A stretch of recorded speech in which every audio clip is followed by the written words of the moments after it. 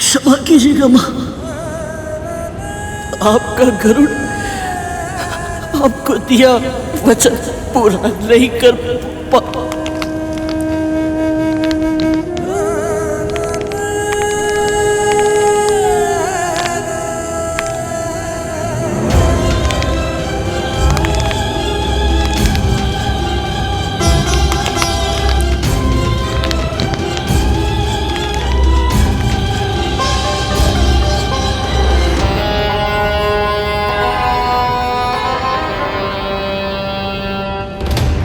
विमादा, और भोजन दीजिए ना।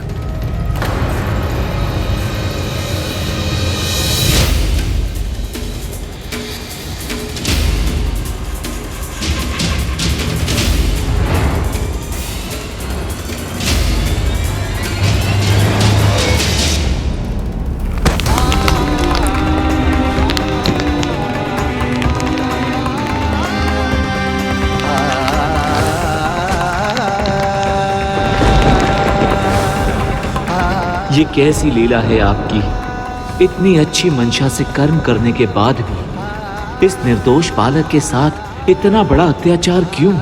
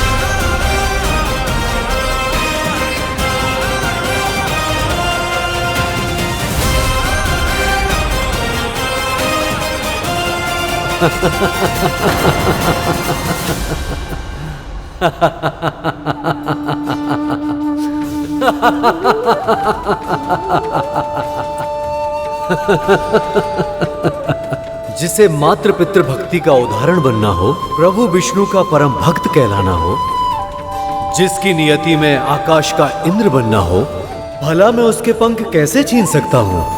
समय आने पर मैं तुम्हें प्रशिक्षित अवश्य करूंगा पक्षीराज, ताकि तुम्हारी कुंडलिनी जागृत हो और तुम अपने जन्म लेने का उद्देश्य पूरा कर सको। शीघ्र ही तुमसे भेंट होगी। अब जाओ, तुम्हारा कल्याण हो पुत्र।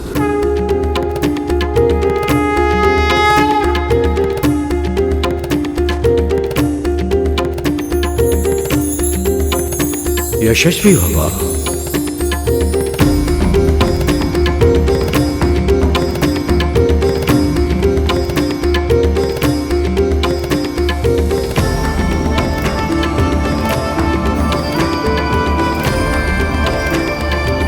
अब मैं जाकर ये नोनी का साग माताओं को दूंगा, ताकि वे अपना व्रत पूर्ण कर पाए और मेरे नाथ भाई शीघ्र ही स्वस्थ हो जाए।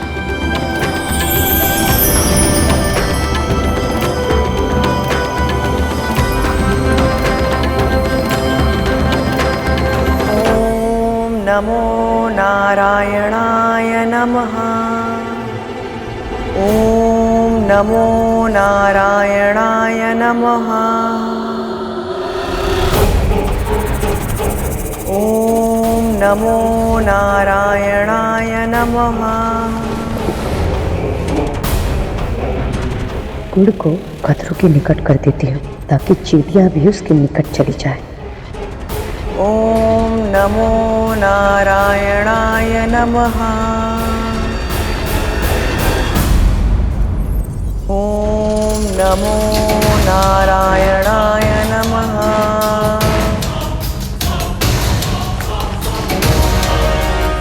ओम नमो नारायणाय नमः।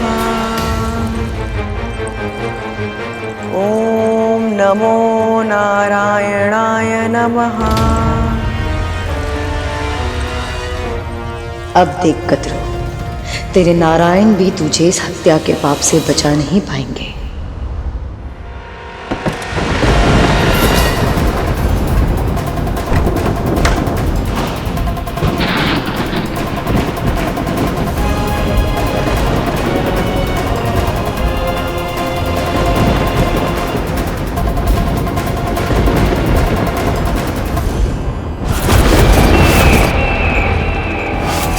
ये तो यमदूत है। तो क्या ये मेरे भाइयों के प्राण हरने आए हैं?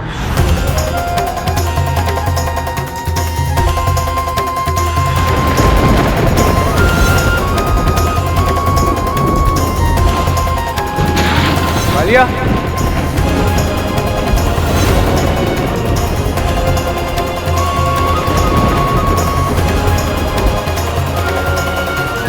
क्या हुआ तुझे? तू अकेला क्यों खड़ा है? ये तेरी आंखों में आंसू। भैया मुझे लगता है हमारे भाई नहीं रहे। क्या बोल रहा है तू? भैया मुझे आभास हो रहा है कि हमारे भाई नहीं रहे। माँ जितने भी जब तब व्रत रख ले, अब बहुत देर हो चुकी है भैया। और पता है भैया, अभी मैंने उसे भी देखा। किसे देखा? उसे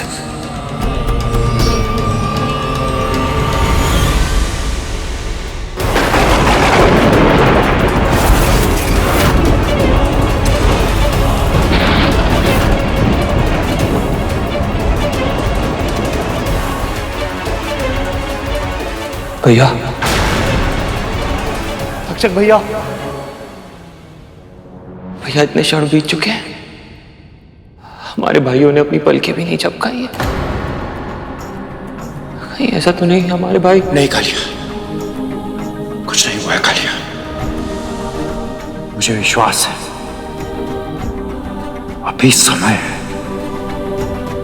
आशा शेष है। अभी ये हमारी मां का जब तप और व्रत का परिणाम है कि यमदूत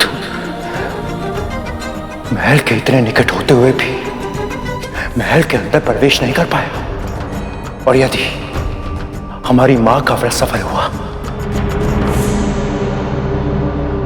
तो ये कभी महल में प्रवेश नहीं कर पाएगा कालिया। सत्य क्या भैया आपने? बस एक बार हमारे भाई स्वस्थ हो जाए, उस गरुड़ को ऐसा दंड दूंगा कि उसकी आत्मा कांप उठेगी। क्या हुआ? कुछ काटा भैया।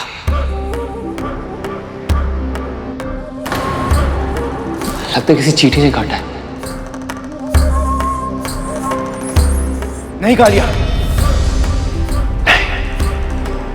यदि तूने जीव हत्या की तो इस चींटी के प्राण लेने के लिए यमदूत को महल में प्रवेश करने का अवसर मिल जाएगा। और एक बार ये प्रवेश कर गया तो सही कहा भैया आपने, सही कहा। पर ये एक चींटी नहीं है, तो चींटियों का समूह है। ये आ कहां से रही है? ये जा कहां रही है?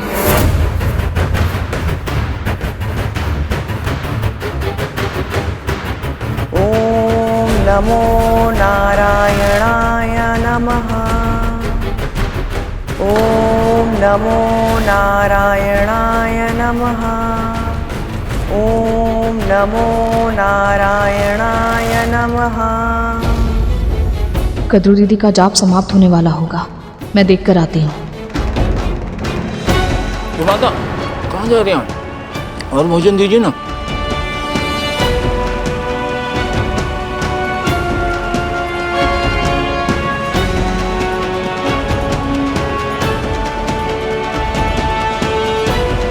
ओम नमो नारायणाय नमः।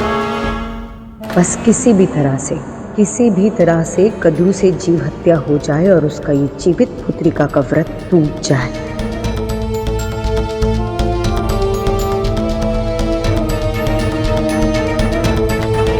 अब तुम विश्राम करो। लाओ माला मुझे दे दो।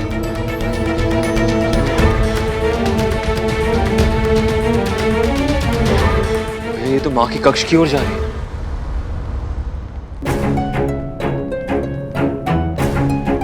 ये दोनों इतनी शीघ्रता में कहाँ जा रहे हैं? सब ठीक तो है?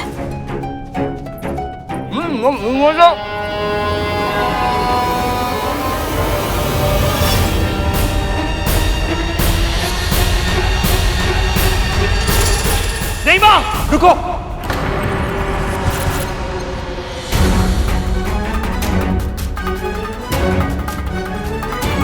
आपके कक्ष में चींटियां हैं।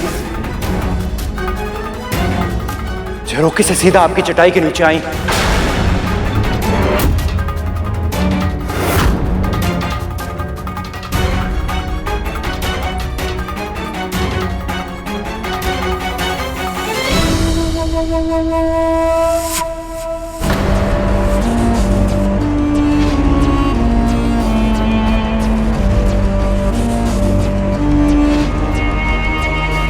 मेरी योजना सफल होने ही वाली थी कि इन दोनों ने आकर अंतिम समय में मेरा सारा खेल बिगाड़ दिया।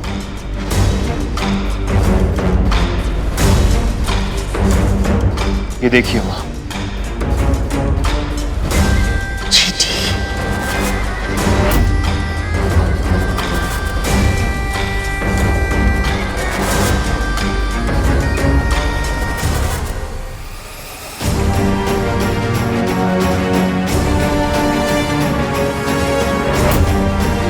मेरे पुत्रों को चींटियां इतनी दूर से दिखाई दे गई, किंतु तुम्हें यहां होते हुए भी नहीं दिखाई थी।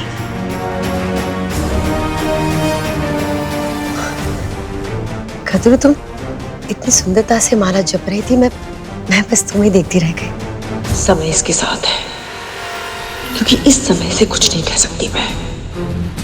क्रोध में कहे अपशब्दों से व्रत टूटने का भय है।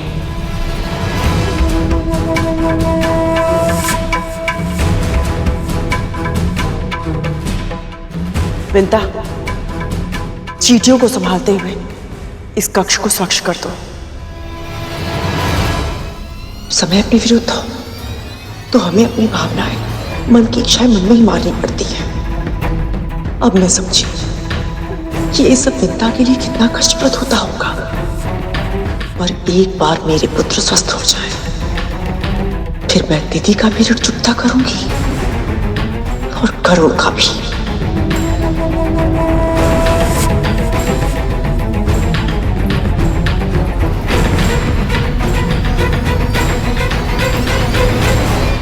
बस अब गरुड़ शीघ्र ही नोनी का साग ले आए ताकि आगे के अनुष्ठान की तैयारी हो सके। महारानी, ये लीजिए नोनी का साग।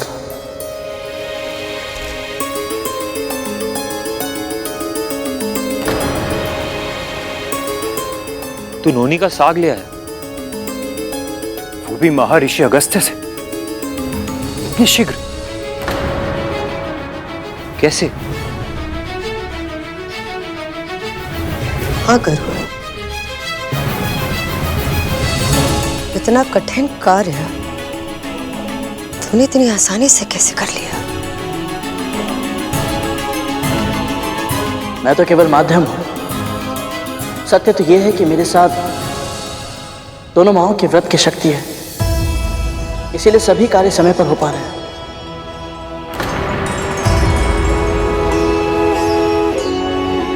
अब सभी बाधाएं दूर हो गई हैं मां। अब तो व्रत का भोग बन पाएगा ना मां? अब आप मुझे ये बताइए कि मुझे अब क्या करना है? तो कुछ नहीं करेगा, जो करना है मैं करूंगी। कुछ ही क्षण में सूर्योदय होने को है। विंता और कद्रू को सूर्य को अर्घ देकर ब्राह्मणों को भोजन कराना होगा, तब जाकर उनका व्रत पूर्ण होगा। और ब्राह्मणों को निमंत्रण देने मैं जाऊंगी ताकि वो यहाँ आकर भोजन कर सके। नहीं दीदी मां, मेरे होते हुए भला आप क्यों कष्ट करेंगे? निमंत्रण मैं दे आता हूं। अभी नोनी का साग लाते समय निकट ही नदी के किनारे मैंने बहुत बड़े ऋषि और उनके शिष्यों को देखा था। बस बस बस, तू कहीं नहीं जाएगा। मैं जाऊंगी ब्राह्मणों को निमंत्रण देने।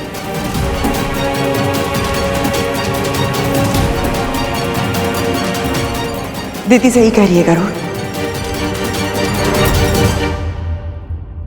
तुम अर्घ और भोग की तैयारी करने के लिए अपनी माँ के साथ जाओ।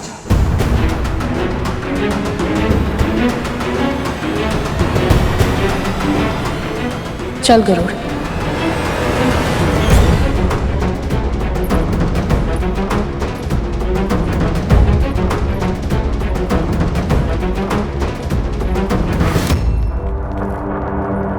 वाह, अब कौन सी चाल चल रही है आप? ये सब सूर्य उदय होने की प्रतीक्षा कर रहे हैं, पर ये मूर्ख जानते नहीं कि स्वर्ग के सिंहासन पर मेरा पुत्र बलि बैठा है। चांद सूरज तो क्या, हर देवता, प्रकृति का हर तत्व मेरे पुत्र के नियंत्रण में है। बलि, मेरे पुत्र, मैं तो बस इतना चाहती हूं कि सूर्य शीघ्र उठ जाए, ताकि विंता और कद्रू को अपनी व्रत की तैयारी करने का समय ना मिले। और अगर सही समय पर उसने सूर्य को आग्रह नहीं दिया तो उसका व्रत टूट जाएगा और सारा का सारा दोष आएगा उस गरुड़ पर। हमारे दो बड़े शत्रुओं में से एक शत्रु का अंत हो जाएगा और दूसरा शक्तिहीन। सोचो बलि, सोचो, असुरों का एक रक्त बूंद भी नहीं बहेगा। बलि, ये बहुत ही उत्तम अवसर है, हमें इसे चुन लेना चाहिए।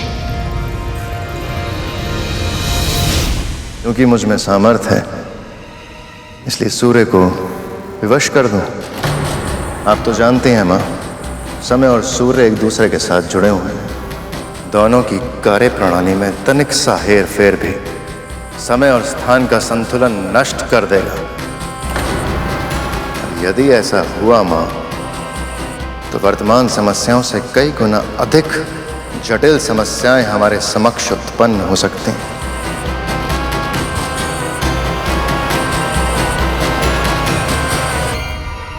तुम बहुत सोचते हो बलि, बहुत सोचते हो, दूसरों के बारे में स्वयं से ज्यादा। कभी कभी तो मुझे लगता है कि तुम्हें सारे गुण केवल अपने पिता के, अपनी मां का एक भी गुण नहीं है तुम में। मैं आपको दुखी नहीं करना चाहता हूं, किंतु आप जो कह रही हैं वो भी उचित नहीं है। समय के चक्र में विघ्न डालने का प्रभाव न केवल विमाता विनेता और कद्रू के व्रत पर पड़ेगा, बल्कि न जाने कितने महान ऋषियों की तपस्या पर भी इसका दुष्प्रभाव पड़ जाएगा। और मां इस समय स्वयं महर्षि दुर्वासा अपने शिष्यों के साथ उसी स्थान में है। यदि सूर्योदय होने के समय में हुए इस फेरबदल से उन्हें क्रोध आ गया तो जो होगा देखा जाएगा बलि। पर यदि तुम यदि वो के हेर फेर में पड़ के रह गए ना, तो कभी भी किसी भी अवसर का सदुपयोग नहीं कर पाओगे। सत्य तो यह है बलि कि जब से तुम इस सिंहासन पर बैठे हो, तुमने ऐसा कोई भी कार्य नहीं किया जिससे समस्त संसार को यह पता चले कि स्वर्ग में अब देवताओं का नहीं, असुरों का राज है। बलि, यह अवसर हमारे सामने वरदान बनकर है और संसार को बता दो कि बलि कितना शक्तिशाली है।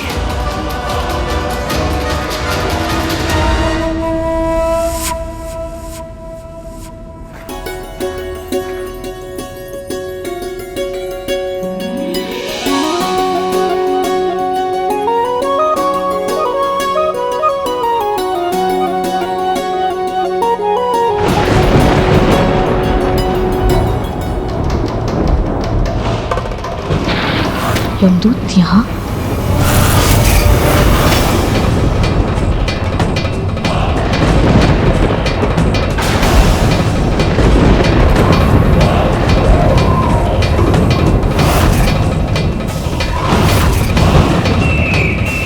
कि कहीं कोई अनहोनी का संकेत तो नहीं है। अभी तो व्रत भी संपन्न नहीं हुआ। इनका आना कहीं घायल नागों के प्राणों पर संकट तो नहीं।